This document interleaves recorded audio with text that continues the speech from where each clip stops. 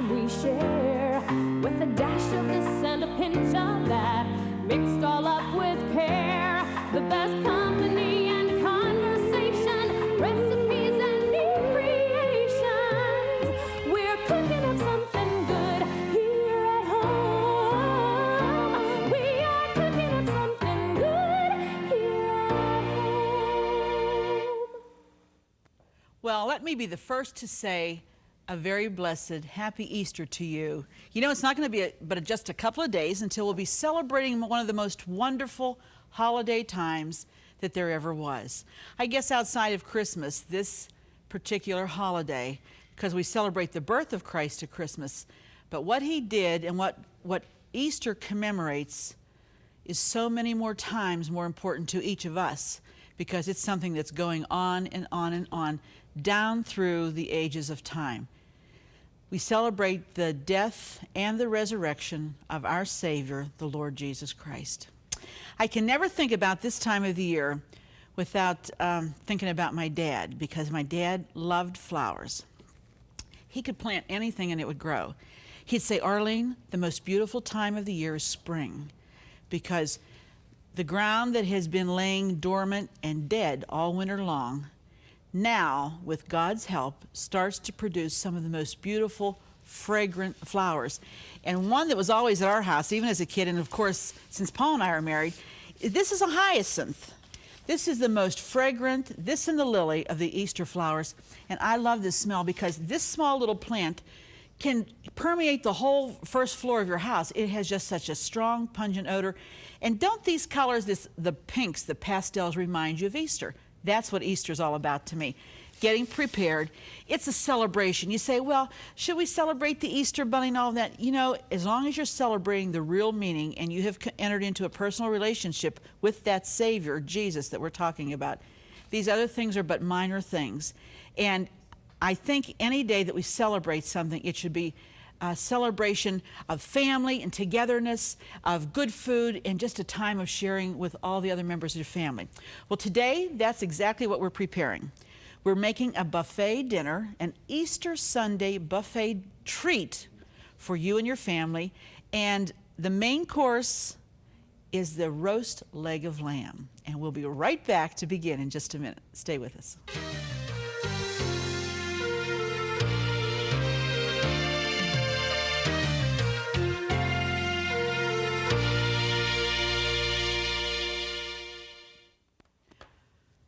Well, the main course is this leg of lamb. If you've never done a leg of lamb before, it's not a big procedure. It's not hard. Lamb is sometimes, people say, oh, I don't like the taste of lamb. Don't knock it till you try it. I think it's, to me, this is like a special dinner treat. You couldn't afford it because they are a little expensive. But Foodland has beautiful variety of leg of lamb, especially this time of the year is when you want to prepare it. This has a piece of skin that's called the fell, F-E-L-L. And when you get yours home, you're going to want to trim that off. It also has some of the stamp from the U.S. Department of Agriculture and the foods and the meat, you know, those guys are always watchdogging for us. Well, they always put their stamp on, and I don't like ever for that to be on the meat. So I try to trim it. Now, you don't want to trim all the fat because it's going to be very dry if you do that. But where there's a big clump or where there's a lot of it, trim it back. There is some bone. Let me show you. This is called the leg of lamb. Now, this is what I've trimmed off of this so far. See there? There is some bone in there, but that's okay because it's tasty, tasty meat. Once you have it trimmed pretty well like that, you'll discard that fat. There's nothing you're going to do with that because you don't need that. Then you're going to take a knife and you're going to pierce this every few inches, because what we're going to do, I think I'm going to need a sharper knife here. What we're going to do is, there we go. We're going to make the seasoning that we're going to put on this to season lamb. And one of the best things that you can season lamb with is garlic. It's wonderful. What we have here is some paprika. Let me get these out of my dish so I can mix them for you.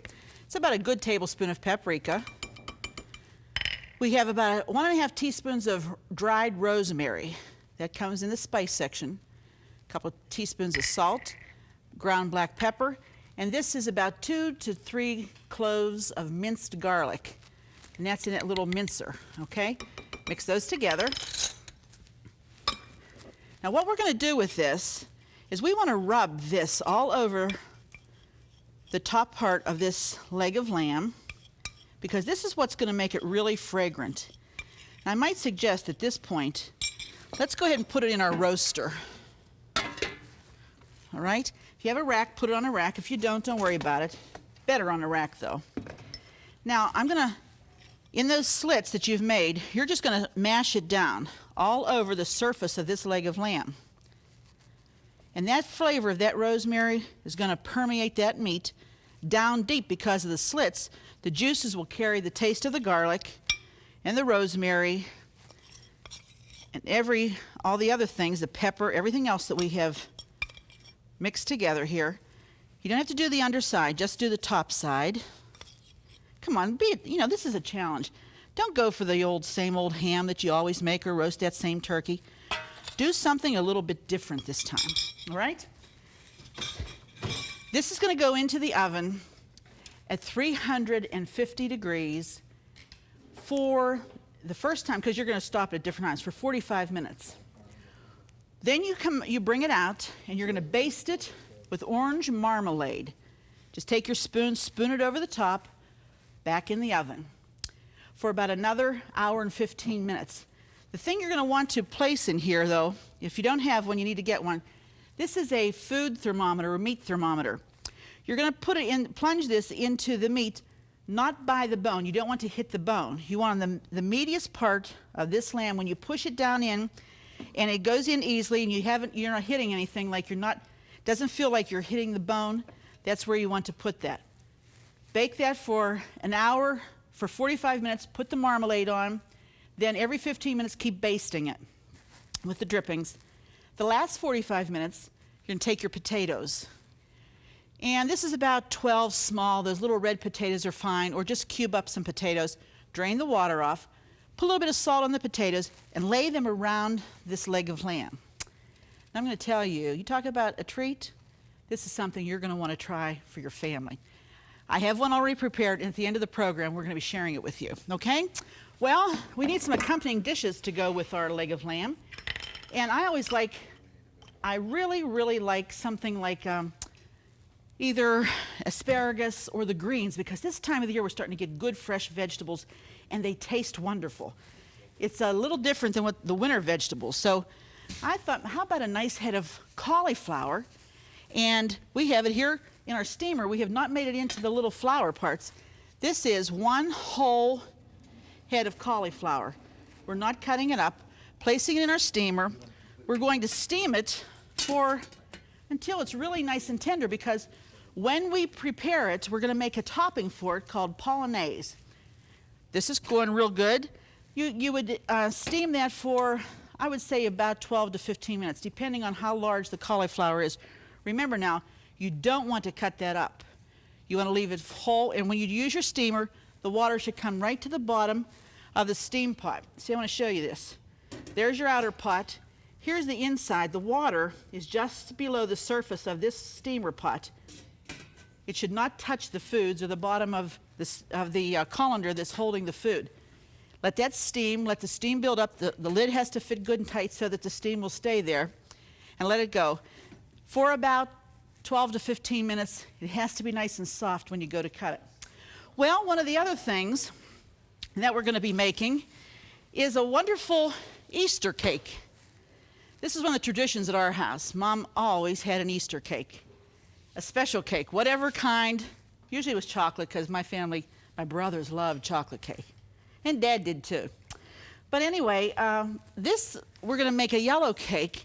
And I want to show you a really simple, no-fat icing. Yes, I said no fat. No fat at all in it. 2 egg whites that have come to room temperature. Put that in. And we're going to start to let them get frothy. Not real dry, but frothy. All right?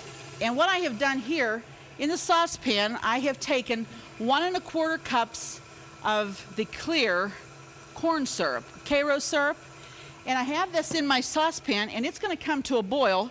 And you can tell it comes very quickly to the boil. It doesn't take long to do that. That's not a boil. A boil is when it's rapidly boiling up. See, it's just starting at the bottom. When the top is boiling, this will be ready, okay? Meanwhile, the egg whites are going to get nice and frothy. And I'm going to add a little bit of salt to them too, because that's going to help. These are going to continue to beat, not dry. Don't make them dry, please. And what we're going to do is pour our corn syrup into the egg whites, add a little bit of vanilla, and you would not believe how wonderful tasting that icing is going to be, and no fat. You say, oh, Arlene, what are you worrying about no fat today because of all these wonderful things? It's true, but every little bit helps, and this will give you an idea when Monday morning comes and you say, oh, I ate too much yesterday, but we got to have a cake for something's going on later in the week. You'll think about the no-fat icing to go along with maybe a no-fat cake. You can see that these egg whites, I don't know if we can get an overhead shot of that. These egg whites, they come up very quickly. See, they're getting just nice. And we're almost there. We're going to keep them going. Now, this is definitely boiling. We're going to take this off. When it's like that, this is the right, you're done. Now we bring this in, and please be very careful when you're doing this because we don't want any accidents here. You're going to pour this hot syrup into these egg whites in a very thin stream. Don't make it go real fast, just a very thin stream. Now what that does, this syrup cooks the egg whites, you see. And what it incorporates with it, and it gives it some body, almost like the good old seafoam icing we all enjoyed. My mom could make it like nobody else. She could make it, oh, I tell you. And you're going to pour until it's all poured in there. And then your syrup is going to let it beat for 6 to 8 minutes, because that has to have a chance for that to whip air into it and to foam it up. You can see how beautiful. I'm going to stop at 1 minute just to scrape the side down. Make sure that all the egg whites get on there. Now, you just let it beat. I'm going to add just a little bit of vanilla. While that's beating, because that's going to take us a little while, we're going to put together a really nice fruit salad, because that's another thing that I think of is spring. Fresh fruits, the strawberries are coming in. This will be a nice addition to your Easter buffet. First of all, we've taken a whole pineapple. And see, this would be a pineapple like that. Isn't that nice? Isn't it amazing how God made things? Look at that. Who would create something called a pineapple that looked like that except God? I mean, I think it's wonderful. Anyways, we've cut them straight down the middle. You have to use a big sharp knife for that. We've cleaned out the pineapple in the center. And what we're going to make is a fruit salad. The base of it is going to be something called tropical fruits. And this is a little different than fruit cocktail. I don't like to use fruit cocktail. If you want to use all the fresh melons and stuff, go to it if you have the time. That's a wonderful addition. But I'm using 2 cans of this. And I'm going to add some kiwi. Just a couple of fresh kiwi. Love the colors here. We're going to add some fresh grapes. This is what always helps when you're trying to prepare something to make it look fresh, even though it maybe has begun with a can of something. Add a few fresh ingredients with it. Who will ever know? I mean, really, who will ever know? Okay, so we add a few grapes in there. If you can get fresh cherries, add some cherries. Okay, then, of course, we're going to slice up a few strawberries. Remember how we told you to take the stem out? You put the straw in the bottom, push up on it, it comes right out. Don't forget to do that. But we're going to slice our strawberries. And I'll tell you, the folks at Jordan Produce, this time of the year, they have so many beautiful flowers. They have Easter baskets that are fruit baskets. They have wonderful fresh produce that you really need to stop by and just see what they have and say hello to them. They're fine folks over there, provided all the flowers and all the fresh fruits for today's program, as they always do. Just say hello to Pat and Freddie and Doug over there and all the other people. They're just sweet people, and we appreciate them. Look how beautiful it looks already. Now, let's say, I think we're going to put some little chunks of the fresh pineapple that we took out of there. We don't want to use the core, so we're going to put that aside. And just cut, it doesn't have to be fancy little chunks, just cut pieces. I'll bet if I had a sharper knife I could do this. Here we go. Let's see. Oh, this one will, okay. You don't want to put too much of this in because there's already pineapple in the one that you, the can of tropical fruits has pineapple in it already. But the fresh adds a little bit something to it. Let's do a banana. And fresh banana always makes a fruit salad look really fresh. And the way that you can keep the bananas from turning, cut them up, put them in a bowl, put some lemon juice on them. They'll stay for a long time, all day. And they won't get real brown like they usually do, because that's when air gets them, that's usually what happens. I think our icing is just about there. I'm going to turn this off. Oh, it's so quiet. How nice. Okay, now we're going to mix this up. Look at the colors. Is this beautiful or what? What do you think, Dale? Beautiful. I knew he would say that. All right, now we're going to get rid of some of this and clean up here. Now what we're going to do is spoon our fresh fruits into the pineapple. We're going to use this as our serving. Isn't that nice? I think it's beautiful. Isn't it pretty? It looks just so good and so fresh, and everything in this is so good for you. It really is. Take advantage during this time of the year when we're in the spring season and we're getting all these fresh vegetables and fresh fruits. Take advantage of them, seriously, because come the middle of the winter, you were saying, oh, I wish we could have some of that fresh stuff that we had all last summer, but unfortunately we can't. So there's our fruit salad. Isn't that beautiful? Really nice, added to a buffet. Well, everything's still going over there. We're going to move right along now to our icing.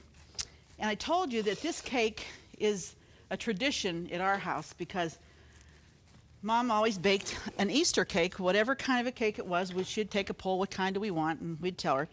Basically, this is a yellow cake, one layer. And what I've decided, I thought something different this year. I'm going to put, this is called the strawberry pie filling. It's already made. I don't like the fresh strawberries in the middle of the cake because it makes it soggy. So we're going to add, isn't this nice? Look at those strawberries. Again, strawberries to me says Easter. It's like, you know, you don't see those little marshmallow peeps and stuff any other time of the year except Easter. And that's the time because it ushers in spring and it speaks of life. And the life that it speaks of is significant because of the life that Jesus has given us all. Can't compare with what he did on Calvary for all of us. All right, now we're going to put our second layer on. Doesn't matter if it comes out a little bit. It won't hurt. I'm just going to pull it back, though, because I don't want too much juice. And sometimes the fillings tend to put a lot of juice. There we are. Now we'll put the second layer on. You want to make sure you place it evenly. All right. Doesn't that look nice? Now, look at this icing. I'm telling you, folks.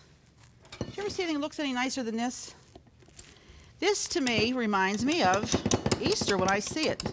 Sorry for all the noise here. But Mom said, get that out of that beater. Get that cleaned out. There's a little bit there that you're missing. Boy, she could clean a plate, a bowl, or anything better than anybody ever saw. She's good at it. And look at the consistency. Isn't this nice? Nice and creamy, no fat, no guilt icing, because it's easy to work with. It's real. It's like what we used to call seafoam icing. This is called Snow Peak. We're just going to put that on. I like the shine that this icing has. Get you one of these spatulas if you don't have one, because this is the way to go to get the sides. You just get a nice lot of icing on there. Get it right around the edge. So there's a big clump at top. Don't worry about it. Somebody will get it when they get that piece. That's okay. Isn't it a wonderful time to have family together? And please be sure that you go to church with your family. Take them. You say, oh, I can't go. I don't have new clothes. Don't matter if you got new clothes or not. God loves you just the same. He's interested in you. He doesn't look so much at the out as he looks at the inside in your heart.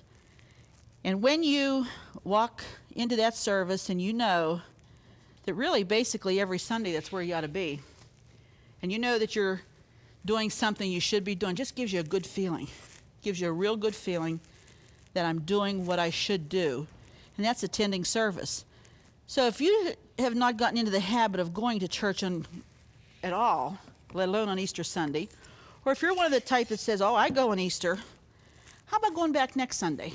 Because, you know, the pastor, he'd like to see you more often than just once a year or even twice a year for Christmas. And it will do your heart good. You'll feel so good because you know that you've done something that you should be doing. And what you should be doing is worshiping in the house of God of your choice. So make that kind of a declaration, hey, I'm going to do that. I'm just going to do that. I'm going to go this Easter Sunday, and I'm going to start going every Sunday, all right?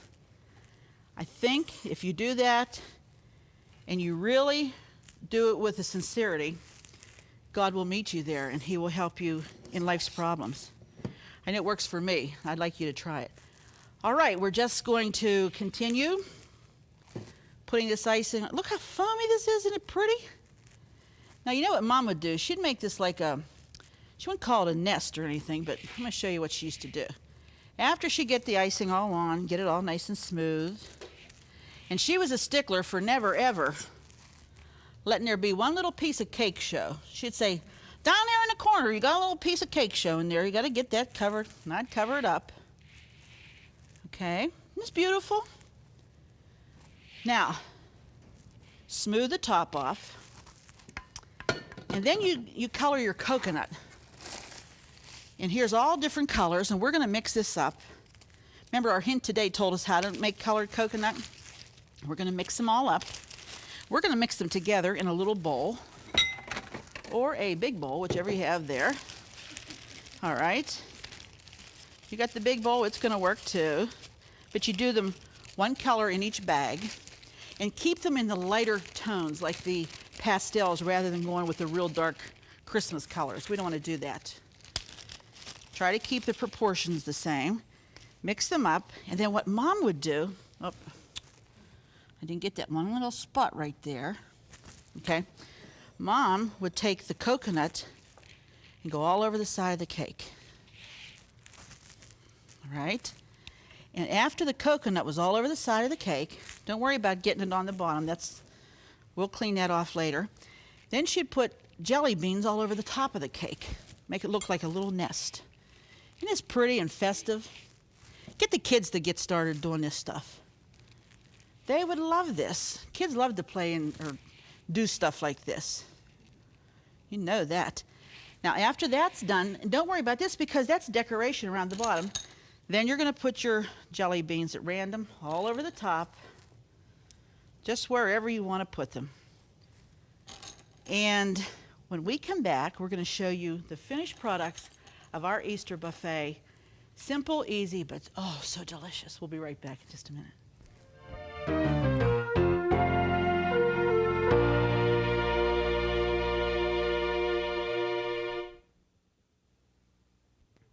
Don't forget, that's recipe number 182. And as you can see, our table is ready for our Easter buffet. We've brought our flowers. This should be the focal point in the center of your table, a floral arrangement or something that's very fragrant that will remind you of this is Easter. Let's start down here. This is the cauliflower. I didn't get to share the topping with you, but it will be included on the recipe when you send for them. It's brown breadcrumbs and a hard-boiled egg and some lemon juice. It's a wonderful topping that's called a polonaise, cauliflower polonaise. Next to it is our fresh fruit salad. And keep this chilled. It's really important to keep it good and cold. Over here we have our cake that we did. I think it's very festive. Everybody, the kids are sure to enjoy this, and the adults too. And then we come to the platter with the center of attention, which is our roast leg of lamb.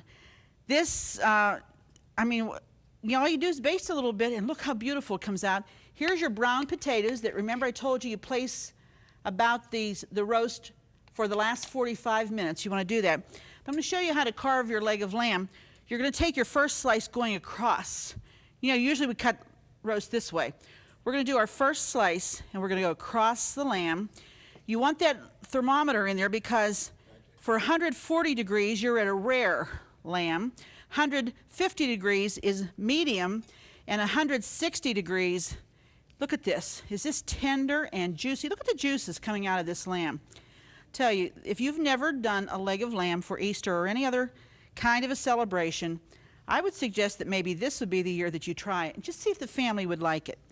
I hope that this is going to be a very special, special day for you and your family on Easter. And please, like I asked you before, just go to church and thank God for Jesus, because he's the reason that we're celebrating Easter at all. Be sure you tell your children and their friends and your family what it's really all about. If you've not made a commitment to serve Christ, maybe this would be the time that you'd want to do that. Above all else, I want to wish you a very happy Easter, and be sure to join us the next time, because it wouldn't be the same without you here at home. Happy Easter.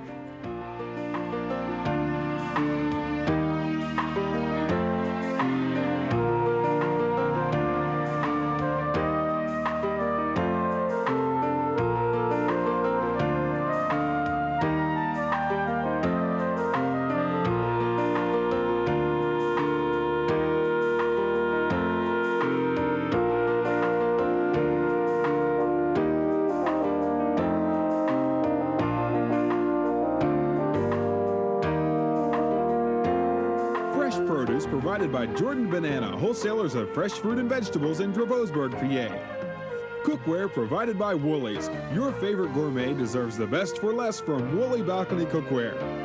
Groceries provided by Foodland, where the answer is always yes. Cornerstone Television wishes to thank all our faithful viewers whose consistent prayers and financial support have made this program possible.